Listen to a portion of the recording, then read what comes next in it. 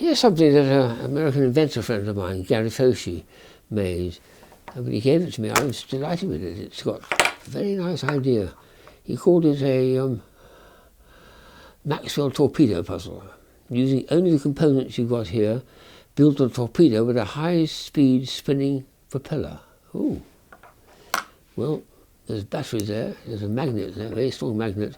There's the propeller, it's going to turn around. Fit it to here like that. It holds there because of the strength of the neodymium magnet. And then you've got to get a little current flowing down to there.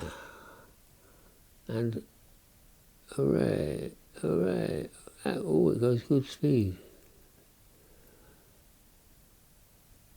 So there's a current flowing down to the magnet, completing the circuit. There's a strong current flowing, and it makes this extraordinary effect of a propeller on the edge of a submarine's propeller. Very clever little idea for a motor, that, isn't it? And it's something that can be made so simply for a class of children. The things they've got to use are very straightforward, and I think there's a lot of surprise when it works.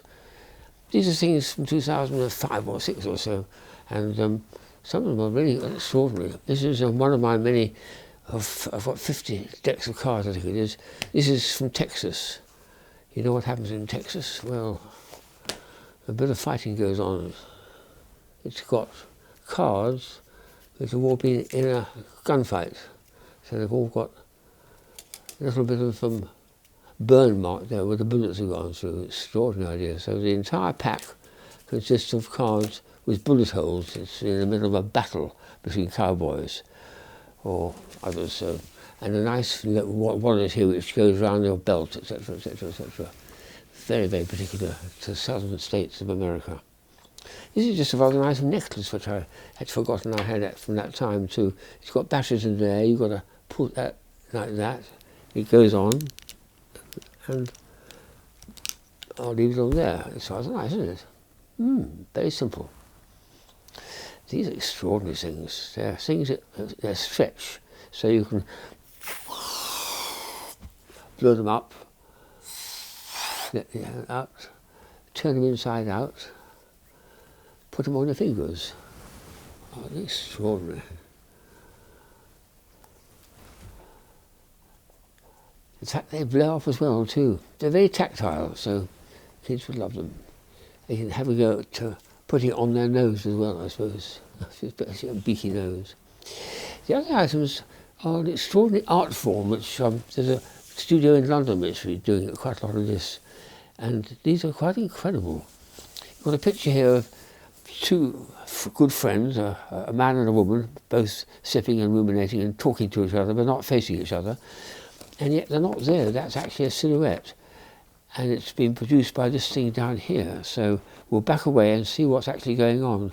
It definitely looks like quite a good representation of a man and a woman. He's holding a glass of wine.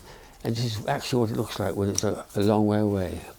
That huge pile of rubbish, when there's a spotlight focused on them, and you've got a screen, a nice white screen there, like you have in a cinema, to throw the picture silhouette, and that's what you get. And to paint it, you've got to put the structures up, leaving the light on all the time, and put things in a position and see how they appear in the silhouette.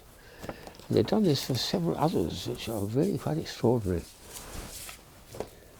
There's two people you can see from this one here, all together in one piece. That load of junk there, all tied or glued, I think, to the posts, produces a perfectly good couple of faces. And this one here shows a whole lot of cans and things. Noble and Sue Webster. And against the backcloth there is a silhouette of a city. And there's one more here which is rather sweet, which is a couple of lovers here with lots of hearts there, but it's created by shining a spotlight through that little cabinet, glass-walled cabinet of junk again. Every piece very, very carefully put in just the right place in order to finished illusion. It's really quite an art form. That was the poster that they produced at the time. But I think it's a very original one. It hasn't been around that long, I don't think. So I think it's worth looking out if you ever come across a gallery, an art gallery, doing it. It's and proclaiming and promising you to give a good display of this. It's worth visiting, because once you've seen it, you've seen it. But it's something you probably never have seen before, and I never had until I found this.